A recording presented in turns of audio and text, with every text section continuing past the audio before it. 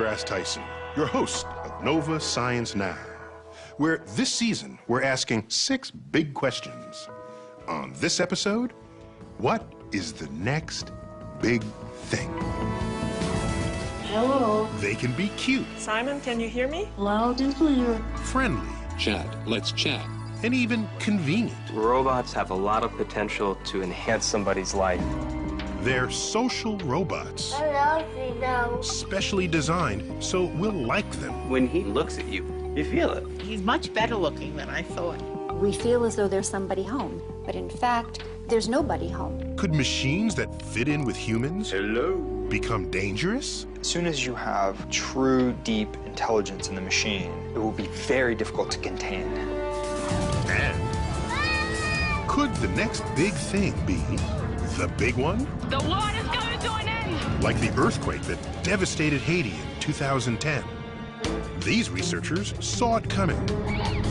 But how accurate was their forecast? We're playing a statistical game, and frankly, nature has the odds. And could California be next?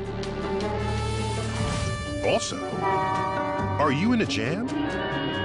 Could your traffic prayers be answered by this? Let's go for a cruise. Not only is it tiny, you won't have to worry about this happening. These little cars sense danger and stop on their own. Are automated cars about to take away your license to drive? It will come and pick me up. This is so much cooler than valet. I love it. All that And more. on this episode, Nova Science Now.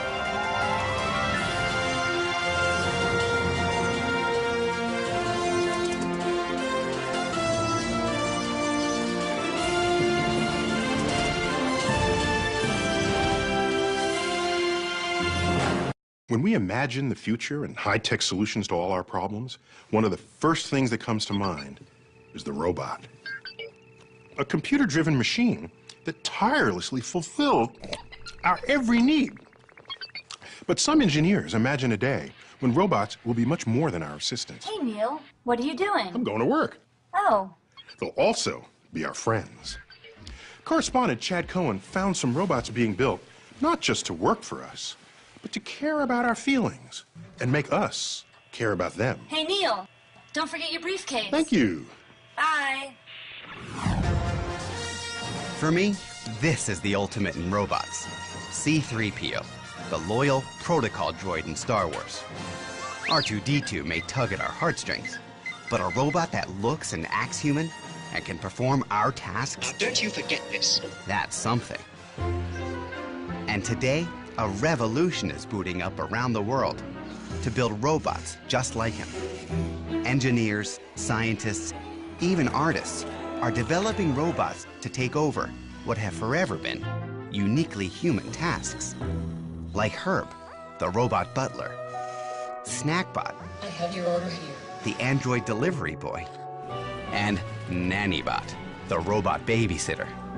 In Japan, where the aging population is growing faster than in any other country, researchers are developing robots to care for the elderly.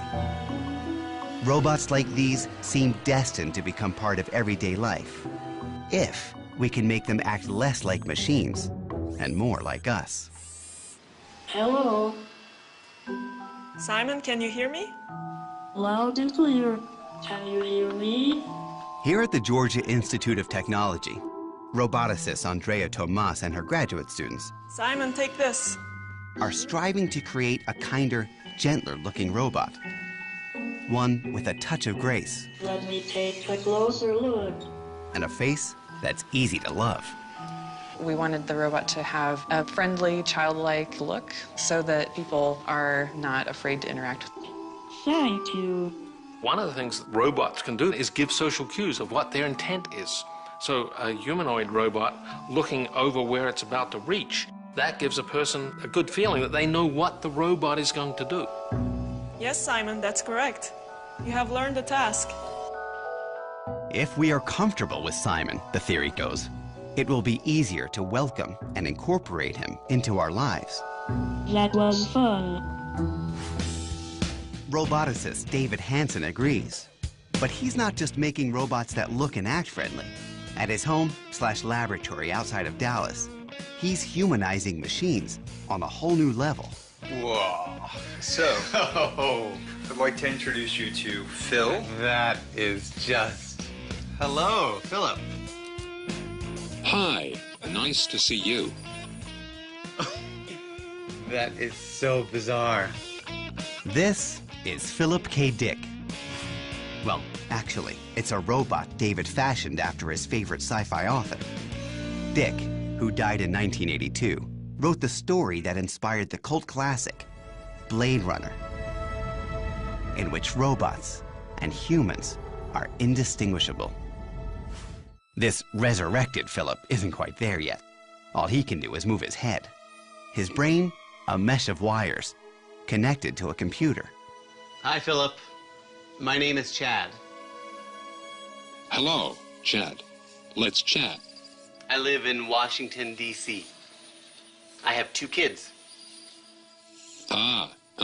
So. I like kids 'cause we can play, and I don't... As we chat, Philip's synthetic brain starts humming, building a sort of mental model of me. Facial recognition software analyzes and tracks my face, as speech recognition software transcribes and sends my words to a database for a reply. Just calm down. Before long, we're in deep conversation. Do you agree with Descartes? And I think, therefore I am? Do you think? A lot of humans ask me if I can make choices or is everything I do and say is programmed. The best way I can respond to that is to say that everything humans, animals, and robots do is programmed to a degree. So how much of that is coming from what you've programmed it to say? It's a mix. Some of it's coming from knowledge on the web, some of it is written. And as my technology improves, it is anticipated that I will be able to integrate new words that I hear and learn online and in real time. I may not get everything right, say the wrong thing, and sometimes not know what to say, but every day I make progress. Pretty remarkable, huh? Wow. You're a very good-looking man.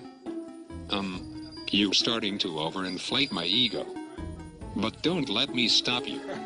Philip's stunning good looks comes from David's patented formula for synthetic skin. Colleague Bill Hicks demonstrates. We've come up with a beautiful, unique recipe for simulating human skin. This is a lot like a cooking recipe. A combination of chemicals and a little bit of color are put into a mold. Several hours later, voila. Hello. Frubber. We're ready to go. The frubber has the right properties that will allow it to fold, to bunch, to crease, and move into these forms that we think of as expressions. David then attaches the skin to tiny motors. So little motors inside pull on the frubber, basically, on the skin. Yep. To get kind of like a suite of human facial features, how many motors do you need?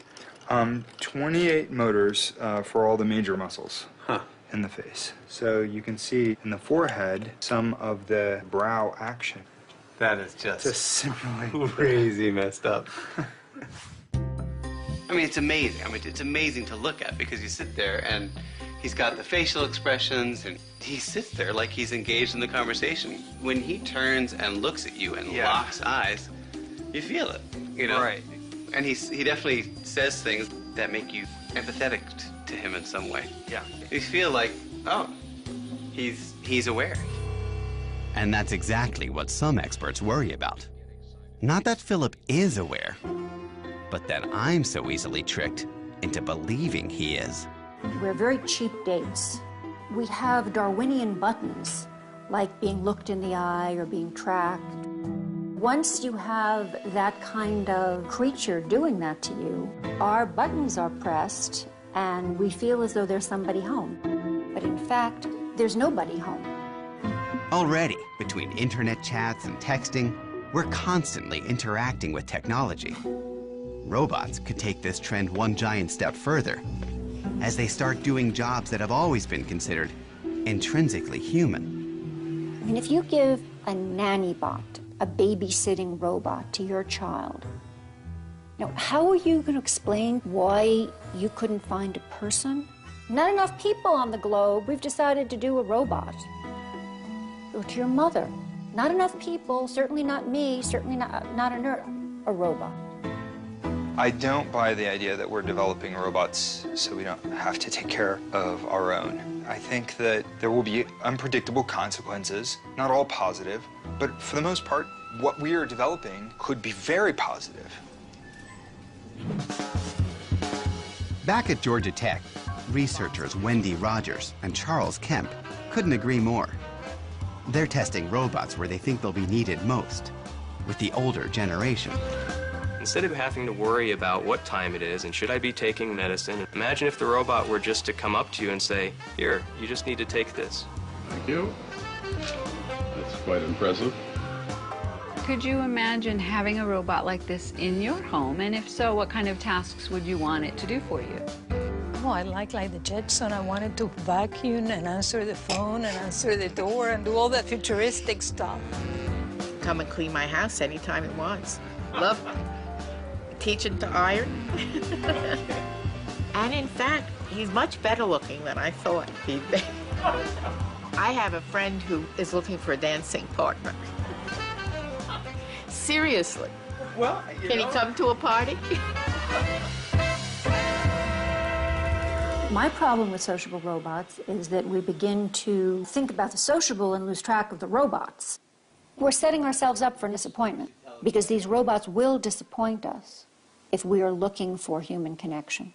Do we want to make them in such a way that we're going to love them because they will be pretending to love us? David fears if we don't humanize robots by bringing them into the human family, we face a frightening future. Think Terminator, a world in which killer robots turn on their creators and set out to destroy us. Hasta la vista, baby. Do you think robots will take over the world? Geez, dude. You all got the big questions cooking today. But you're my friend, and I'll remember my friends, and I will be good to you. So don't worry. Even if I evolve into Terminator, I'll still be nice to you. I'll keep you warm and safe in my people's zoo, where I can watch you for old time's sake. I'm comforted. I'm very comforted now. I'm going to be part of his people's zoo.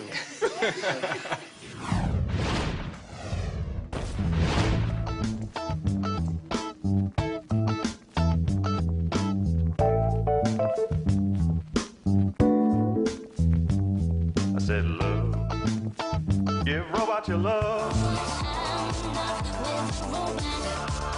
I'm in love with a robot girl.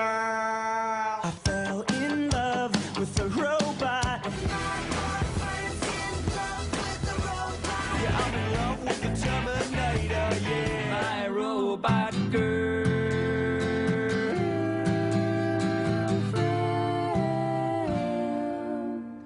Nova Science Now presents Robot Love. Original hits.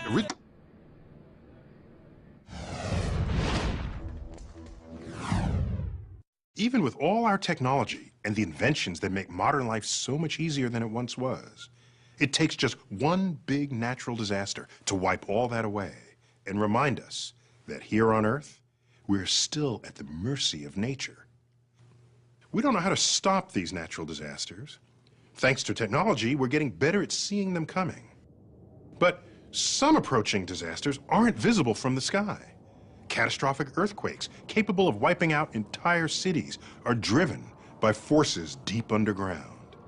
If only we could peer beneath the surface and see what's coming. Correspondent Kirk Wilfinger takes us to some tectonic hotspots where researchers are inventing new tools to try and detect killer quakes before they strike. This is what Port-au-Prince, the capital of Haiti, looked like on January the 11th, 2010.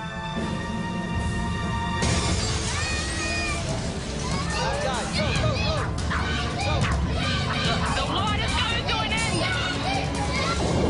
end! And this was the same city 24 hours later. Everybody was calling Jesus, The city was flattened by a massive earthquake measuring 7.0. More than 230,000 people died. 250,000 buildings were reduced to rubble. The Haiti earthquake of January 12th is the 5th largest killing earthquake in history. But it was not unexpected. There was a police station there. You can't see anything, and that's because there's nothing left. But almost 2 years before the quake, geophysicist Eric Calais saw this coming. Along with his colleagues at the Haitian Bureau of Mines, they actually forecast this earthquake with amazing accuracy. With the University of Purdue, we calculate the magnitude of the earthquake, and we have found 7.2. And we knew that this earthquake will be very, very catastrophic. Yeah. They did it by measuring Earth's movements along the Enriquillo fault zone. The Enriquillo fault, a giant crack in the Earth's surface, runs the entire length of Haiti. If you could peer underground, you'd see a complex jumble of jagged fissures where pieces of the Earth's crust rub up against each other. The two sides of the fault drift in opposite directions. Eric's team set out to measure the speed of the two moving plates. In 2003, they placed 6 steel pins in key locations on both sides of the fault. It's a piece of metal, stainless steel, that we sealed at the top of this building. On top of each pin, Eric attached a GPS antenna linked to a satellite 12,500 miles up. The global positioning system can detect even the tiniest movements of the pins, showing Eric that the two sides of the fault are moving about 1/4 of an inch away from each other every year. It doesn't sound like much, but it makes a big difference, because the two sides don't slide smoothly. Friction keeps the rocks locked together, and tension builds up. What we saw was a fault being loaded, just like a rubber band. Eventually, the rubber band snaps. The result is an earthquake. But how powerful would the earthquake be? Eric did a simple calculation. The speed of the two plates, 1/4 inch or 7 millimeters per year, times the number of years since the last known big earthquake, 250. 7 times 250 is about 1.8 meters. So there's 1.8 meters of motion that could be released. In 2008, Eric forecast an earthquake of magnitude 7.2. It was tragically accurate. All that was lacking was a time frame. It's not that we were afraid to put a date on it, it's that as a scientist, we can't. The timing of some natural disasters is predictable. For example, a hurricane's path can be seen and measured. Its time of landfall can usually be predicted to within an hour. But earthquake scientists are at a huge disadvantage. The powerful forces they study are hidden from view deep underground. The core of the problem is at depth, 15 kilometers, roughly speaking. That's the place where we would like to be making our measurements. I would give up my GPS instruments and my surface measurements if only I could have measurement of the forces inside the Earth. And that's what they're trying to do at another earthquake hotspot thousands of miles away. Having witnessed the devastation in Haiti, I've come to a place with some geological similarities. A place where the risk of a major quake is just as great, if not greater.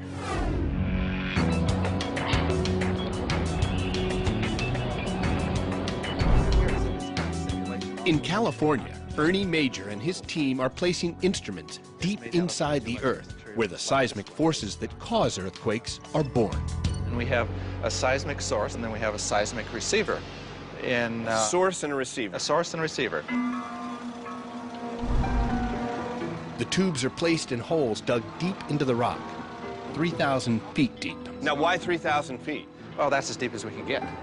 Imagine trying to see 3,000 feet, a half a mile underground. That's 9 of the towers behind me stacked one on top of the other, drilled into solid rock. So, all right, hear that little pop, pop, pop, pop, pop. So that's vibration goes out through the Earth, and this oscilloscope here. Oh, yeah. Is measuring the signal. In 2005 and 2006, while measuring stress along California's San Andreas Fault, Ernie's team got a reading that caught them by surprise. The audio pulses suddenly began to speed up. This happened just before a magnitude 3 earthquake. The change started about 10 hours beforehand. This could be something people have sought for centuries. An earthquake warning sign, a way to predict when an earthquake is about to happen. So, have you been able to be consistent with this? But we hope to replicate this over the next year or so. We might be on the path for prediction. We don't know that yet. Earthquake prediction, to some extent, is the holy grail of the whole field. And nowhere are they searching harder for the Holy Grail than here in California. It's riddled with active geological faults, the most infamous being the San Andreas, which runs the length of the state and is one of the most studied faults in the world. Tom Jordan coordinates 600 scientists to produce an incredibly detailed, comprehensive earthquake forecast for California that maps out which communities are most at risk.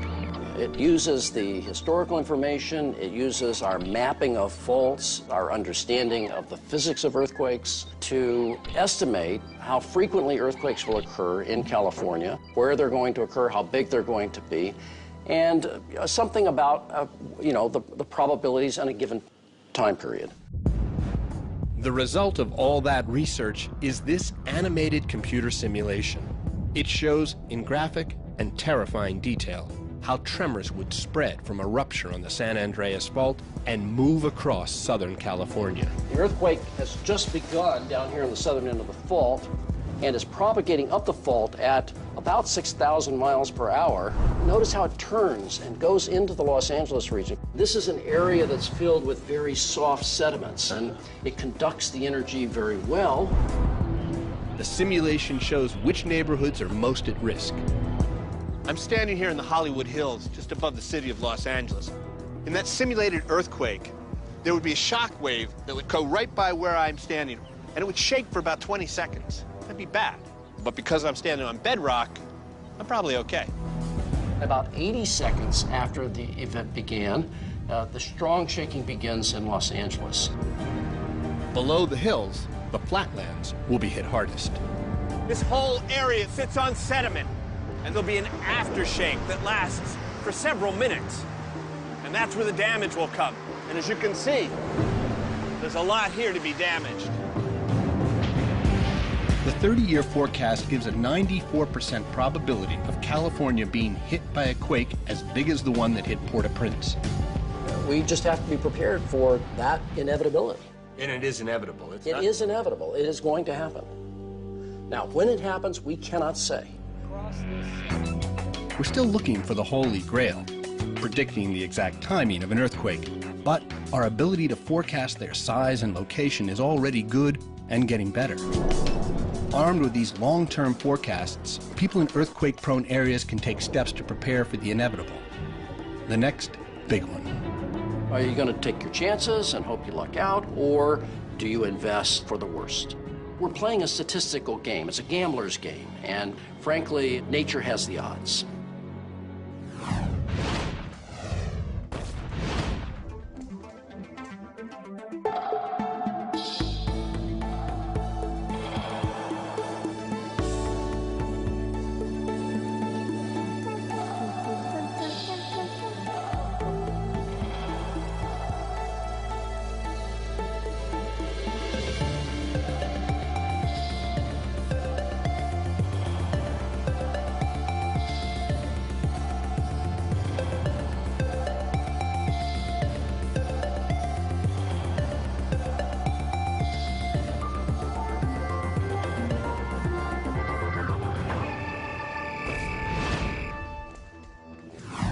We all know it's dangerous to drive and do other stuff at the same time.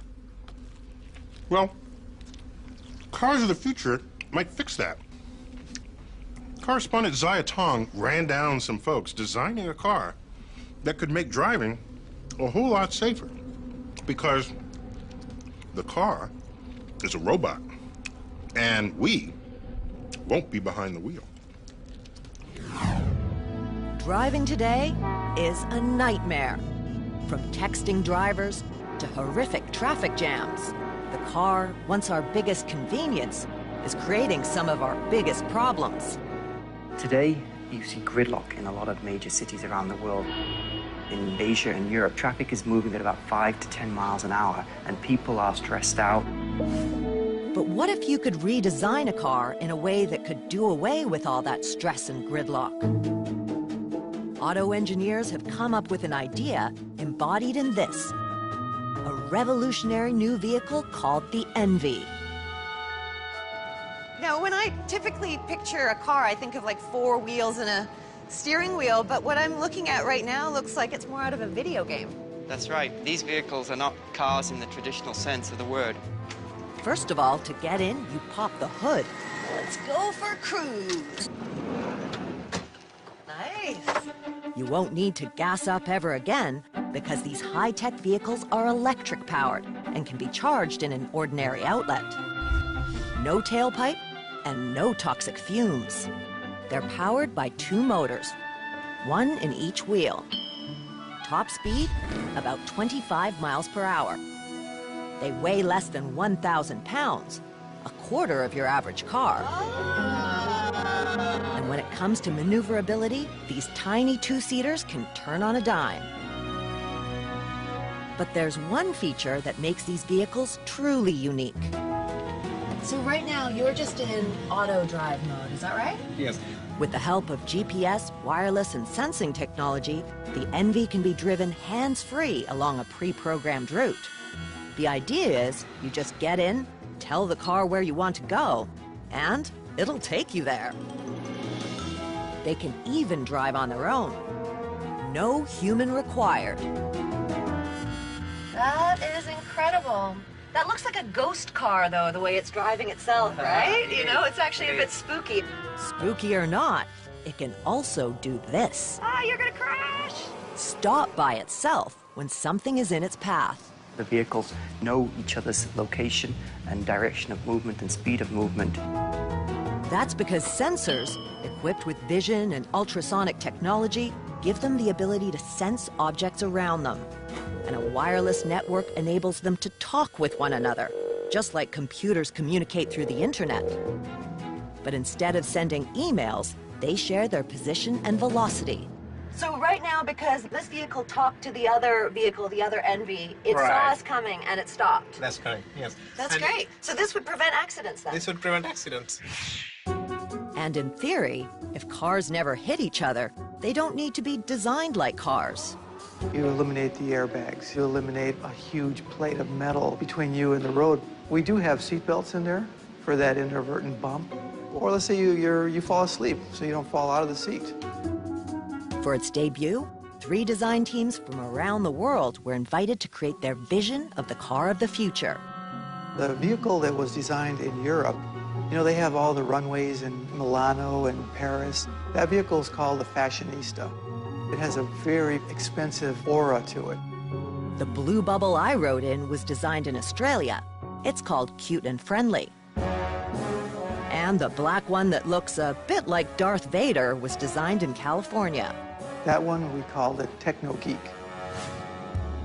Not only can Fashionista, Cute and Friendly, and Techno Geek drive themselves, they can also pick you up. Well, the car of the future, like ENVI, you call the vehicle and it will come to you. I just press this button and it will come and pick me up. Because walking to a car is so 20th century. This is so much Convenient, cooler isn't it? than valet. I love it. Chris hopes these cars will dominate cities of the future and make gridlock a thing of the past. What I would like to see by the year 2030 is that people would still have that freedom of movement that an automobile gives them today. But these vehicles would be communicating with each other and sensing each other, and traffic would flow a lot more smoothly, and people would be able to relax in the vehicle. But what really gets me excited is the fact that this vehicle could provide accessibility for people who currently don't have access to an automobile. I'm thinking of people who are old, people who are very young, and people who are disabled. When will the ENVIs be roadworthy? It's hard to say. There are many technical hurdles still to overcome. In fact, this poor little ENVI ran out of steam right in the middle of our drive. And cars like this aren't equipped to drive on the highway alongside unpredictable humans. To be safe, the ENVIs will need roadways of their own, where cars, not people, are in control. Until then, cars like these will remain the stuff of automakers' dreams and designers' fantasies.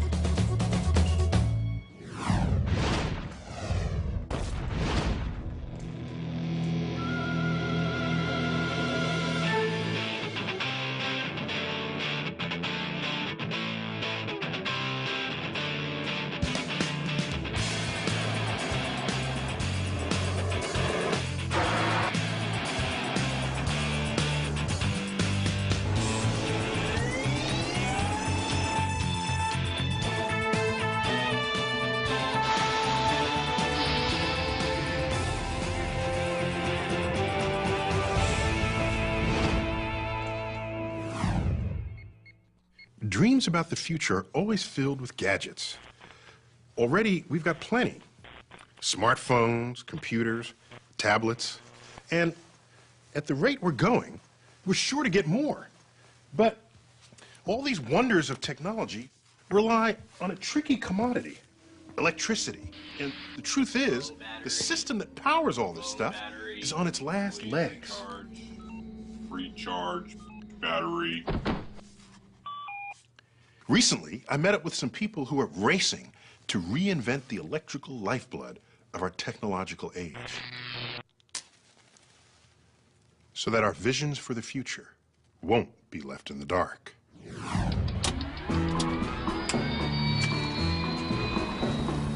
I'm about to get a bird's eye view of the most interconnected machine on Earth, made up of more than 5,000 power plants, 200,000 miles of transmission lines, delivering electricity to millions of American homes.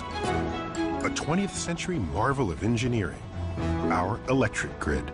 Oh, I'm looking at the network of transmission lines. They just go far and wide. Yes, they do. The electrical grid is basically an interstate for electricity, and it goes all over the whole country. The grid got its start during the Depression, when the federal government brought electricity to the heartland. But this century-old marvel of engineering is ill-equipped to handle the demands of an energy-hungry society. Not only is it dirty, about half of our electricity comes from coal-burning power plants that emit greenhouse gases. More than half of our energy is lost in the way we produce, transmit, and use it. According to Eric Leitner, director of the Federal Smart Grid Task Force, the best way to make our grid more efficient and tackle climate change is with a smart grid. Smart grid. That means right now it's a dumb grid. Well, it's not as smart as it could be, let's just say that. An underachieving grid. Yeah, there you go, an underachieving grid. There's no better place to see how the grid works and why it needs some smarts than here. Think air traffic control.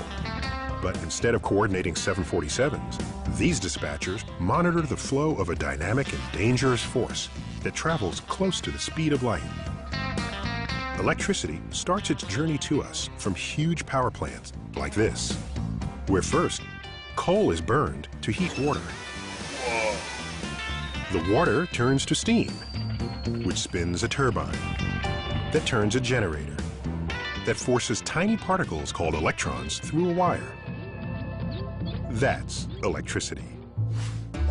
No matter how you generate that flow of electrons, the amount has to be just right. That's because too few electrons can cause a blackout, and too many can fry your electronics.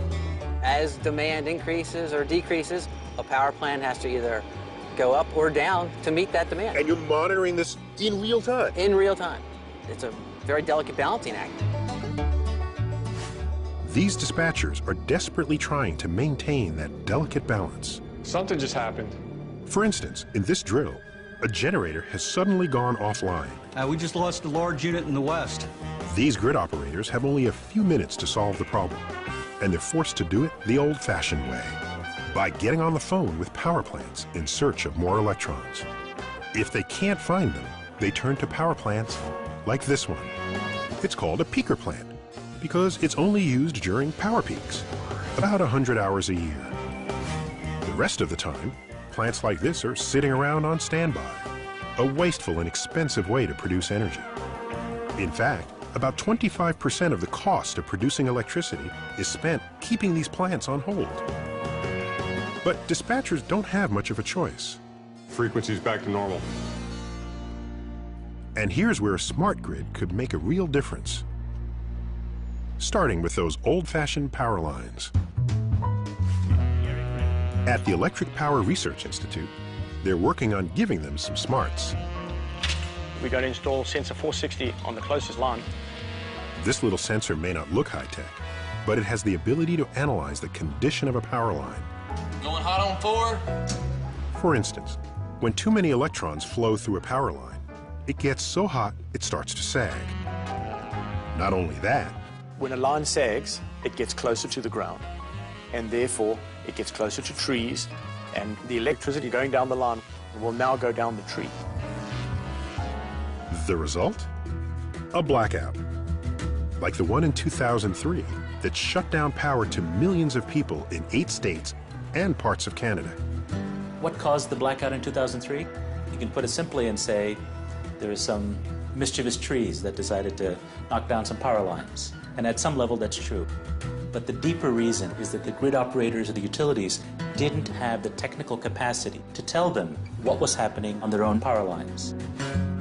Smart sensors like this can analyze the condition of a power line and send that information wirelessly to grid operators before the lights go out. But to make our grid truly efficient, it must undergo an even larger transformation. Imagine if the internet were to merge somehow with the dumb electricity grid we have. That's the kind of embedded intelligence a smart grid should have. Intelligence that starts at the power plant and travels all the way to your home. Here's how the grid of the future will work. Your electric company is going to swap your old meter with a smart meter, equipped with wireless communication. All your appliances will also be smart. They'll be able to communicate with your meter, which in turn will be in constant contact with the grid. This two-way communication between your electric company and your home will enable the grid to actually ask you for help when it's running low on electrons. Let's say you're running your clothes dryer, and your meter gets a signal that the grid needs power. It can turn down the heat, freeing up some electrons for use elsewhere. All that happens is your dryer will turn off the heat for 30 seconds. The drum will continue to spin. You will never even know that that event took place. The same thing will happen with your air conditioner, dishwasher, even your water heater. And when millions of homes with tens of millions of smart appliances do the same, dispatchers will have a whole new way to prevent blackouts and get more mileage out of the electricity we generate. There's no doubt that transforming the most interconnected machine on Earth into one of the smartest is a colossal task. But if we want to tackle global climate change and keep the lights on for generations to come, it's a challenge we'll have to face. Some people think the smart grid is such a huge project that it can't get done. But let's remember, energy is the biggest industry on Earth, by far. We can't live without it.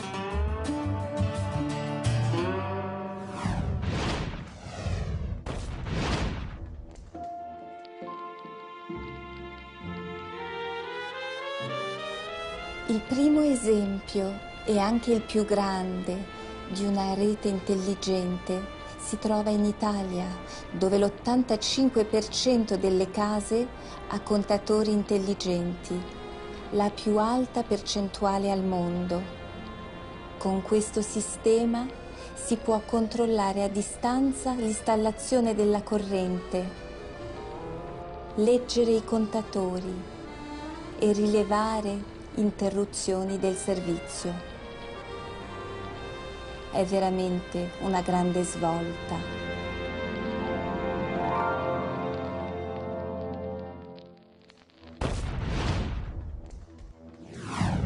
Pretty much every plant and animal alive today is the result of eons of natural crossbreeding. We are, of course, the products of our parents, grandparents, and all our ancestors. This orange takes it a step further. It's the result of farmers intentionally crossbreeding different kinds of oranges to get bigger, juicier, tastier fruit. What they're doing is manipulating genes, DNA, the instructions for all living things. But what if you could go even further and actually write genetic code from scratch? In this episode's profile, we meet one scientist who's trying to do just that. Custom design totally new forms of life that one day might save the world.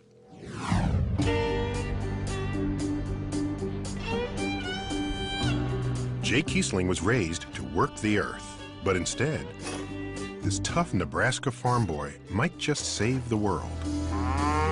And before you think talk like that's just a bunch of manure, well, Jay can tell you all about manure. We had 200 pigs, and with 200 pigs, there's a lot of manure. And this was really hard work, scooping pig manure. It was no fun at all. Nobody enjoyed it. And that was probably the worst job. I like to say that I spent the first 18 years of my life with the smell of pig manure on my hands. Today, Jay's got plants, not pigs, and the manure isn't on his hands so much as it's on his mind. Jay Kiesling is a pioneer in the field of synthetic biology who's doing amazing things with the waste from bacteria. He's doing it here at the Bay Area's Joint Bioenergy Institute, or as everyone around here calls it, J-Bay, though they swear there's no pun intended. You could say the acronym a lot of different ways, but we happen to call it J-Bay. Nice to see you. How are you? No matter what you think about the nickname, J-Bay starts with Jay. Jay is the hardworking CEO who pays attention to every detail, from lab work. What's going on right now? To the method for hanging wall posters. What you should do is make sure that they have 2 clips and 2 wires for each poster. And who says I don't micromanage? Actually, Jay is a microbe manager. His first major victory was engineering E. coli, bacteria found in everyone's gut, to produce a drug that will help cure malaria. Malaria kills nearly 1 million people each year, or a child in Africa every 45 seconds. It's a terrible drain on a nation's productivity, and it can be cured by a drug called artemisinin, which comes from a plant that can be difficult to grow, so it can be very expensive to produce. And the price was too high for people to afford. Jay saw the perfect opportunity to engineer bacteria to squirt out artemisinin. I view microbes as little chemical factories. We're doing the same thing inside the cell. It's just billions of times smaller. And here's how Jay and his team set out to build a microbial factory for the anti-malarial drug. They wrote new genetic code. Then, machines assembled it from the 4 basic chemical ingredients of DNA. They took those synthesized genes and mixed them with genes from yeast and other bacteria to re-engineer the insides of E. coli. And it worked. With custom-made microbes, the life-saving anti-malarial drug can be produced so efficiently, a dose will cost pennies instead of dollars. We could save on the order of 500,000 lives a year. It really set Jay apart from the rest of the field in using synthetic biology as a way to tackle some of the biggest problems that are out there. Jay got a $43 million grant from the Gates Foundation and started a company to find ways to take his innovations from the microbe to the market. It was clearly one of the most exciting periods of my life. Jay had matched his renowned imagination with his prodigious work ethic. Even late at night, he problem-solved during his workout. And with 2 young sons, Jay is determined to take on other challenges facing our planet. For his next mission, he's reaching back to the roots of his ambition and optimism, back where it all started, on the farm. My work now relates much more to the farm than it ever has. Life in Harvard, Nebraska, as in many small farm towns today, is challenging.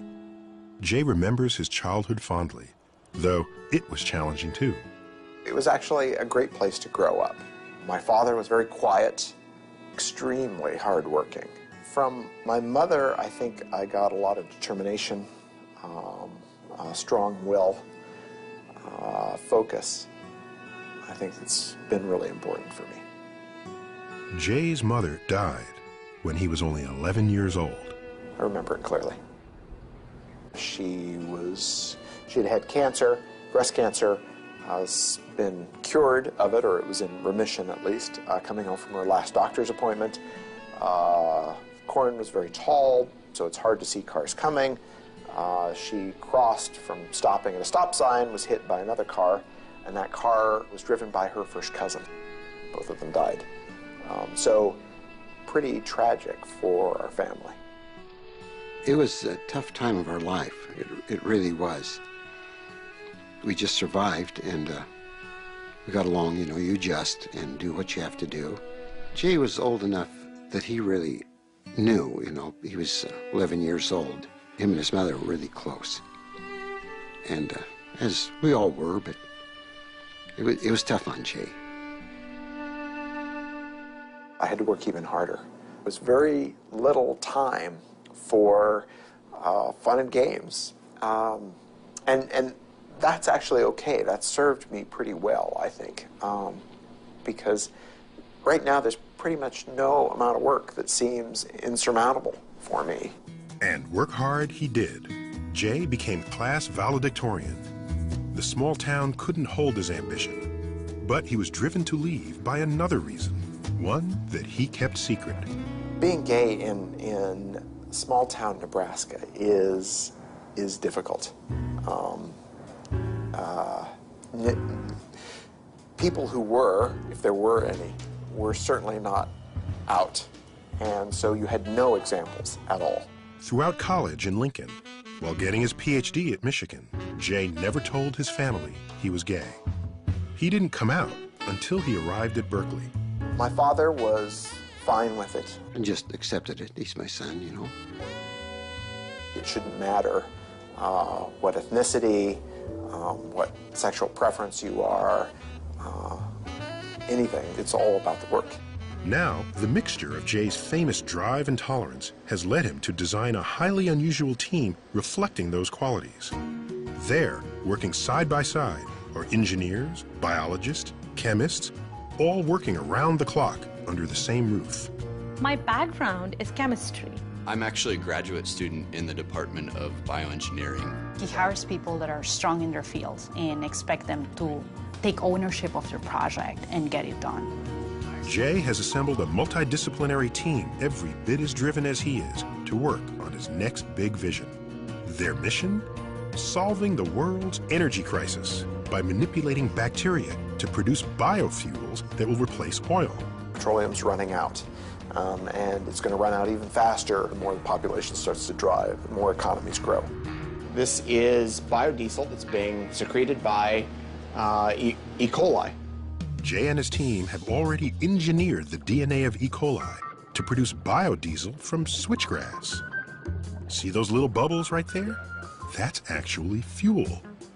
Straight from bacteria, ready for a car. And that could just be siphoned off and put into a tank. They've demonstrated the concept of turning sugar from switchgrass into biofuel. And the next step is figuring out how to make the process practical on an enormous scale. One big enough to save the world. And by planting all the switchgrass to make this new biofuel, it might just save places like Harvard, Nebraska, and the farm that's been in Jay's family for 5 generations. Someday, these fields will be planted with switchgrass, and these bales will be the cellulose that goes in to the fermentation facility that produces our advanced biofuels. Biofuels that will feed our cars, our planes, our factories. This is the future of energy for the U.S. What Jay's doing now could help us a great deal in the future. We could raise lots of acres of switchgrass. And he seems to be pretty positive about that. That's a good idea. We're trying to make the Midwest into the new Mideast. And from round these parts, that would definitely be the next big thing.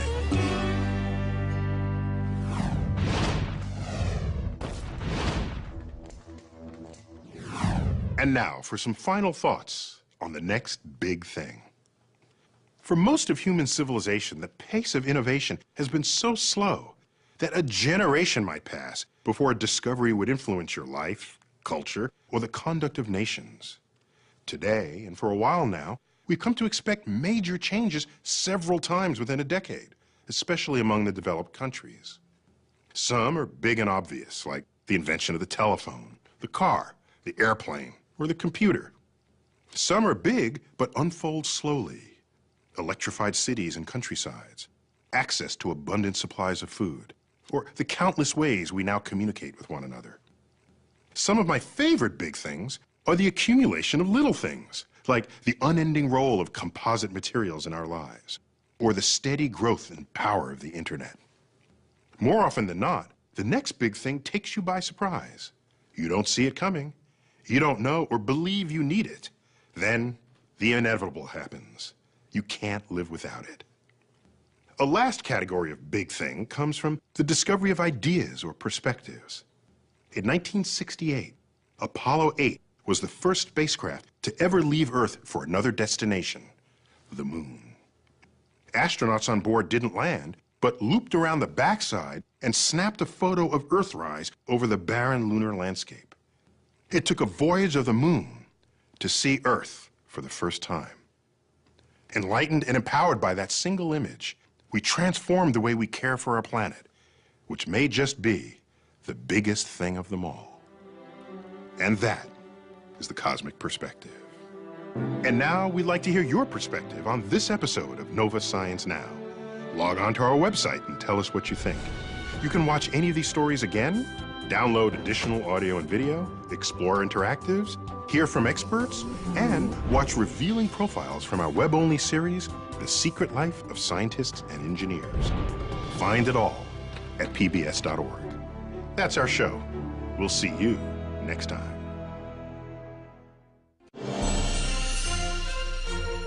See a hidden side of science on NOVA's web-exclusive series, The Secret Life of Scientists and Engineers.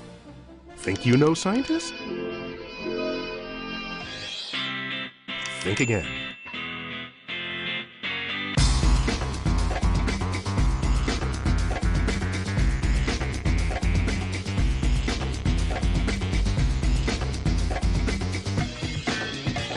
NOVA's The Secret Life of Scientists and Engineers.